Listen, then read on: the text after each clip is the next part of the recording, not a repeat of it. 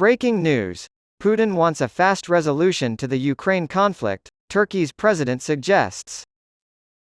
Turkey's president has stated that Russian President Vladimir Putin wants Russia's bloody war in Ukraine to end, as soon as possible, despite the fact that the conflict has been going on for nearly 19 months. Recep Tayyip Erdogan said on PBS News, "It's quite obvious that this war is going to last a long time." Since full-scale war broke out in Ukraine in February 2022, Ankara has mediated talks between Moscow and Kyiv.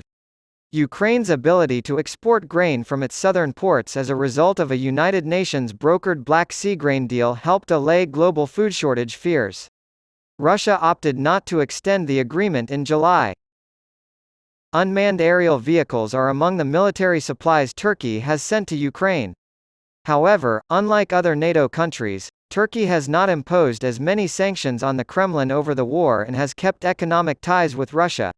In addition to being one of his closest neighbors, Erdogan has said that Russia is equally reliable to the West. According to his PBS interview, he currently places equal trust in Russia and the West. Russian President Vladimir Putin is actually on the side of ending this war as soon as possible, Erdogan continued. Newsweek has emailed the Kremlin in search of comment. After making rapid gains in the first few days of the invasion, which began on February 24, 2022, analysts speculated that Russia expected to finish invading Ukraine within a week and a half. However, this did not occur because the Kremlin was caught off guard by what experts called Ukrainian defiance. According to Western assessments, Moscow lost a lot of experienced personnel due to making some crucial mistakes in the beginning, such as how it used its tank crews. Presently, Russia has influence over roughly 20% of Ukraine's officially recognized territory. Some Russian positions in the annexed south and east of the war-torn country have been rolled back since Kyiv's ongoing counteroffensive began in early June, but progress has been slower than Ukraine and its supporters had hoped. Russia captured the devastated eastern city of Bakhmut in May, but Ukraine claimed to have retaken control of 2 Donetsk villages in the past week.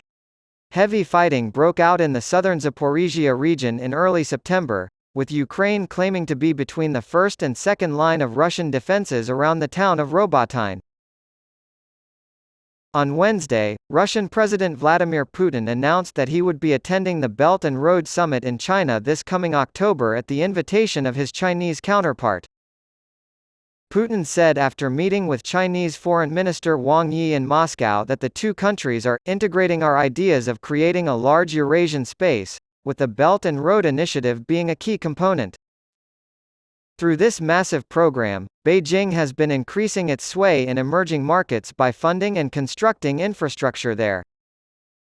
Putin has shifted Russia's focus to China since Russia invaded Ukraine, increasing energy sales to China and the frequency of joint military exercises. China has publicly rejected Western sanctions against Russia and taken a neutral stance on the conflict in Ukraine.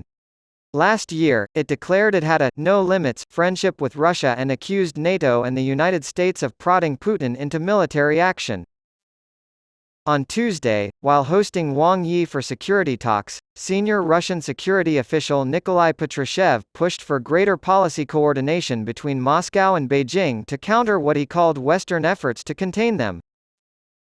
Russia and China have grown closer as their relations with the West have deteriorated, and the Kremlin has repeatedly expressed support for Beijing. After meeting with Vice President Joe Biden's national security advisor in Malta over the weekend, Wang arrived in Russia on Monday for a 4-day visit. Putin's trip to China was first reported in July.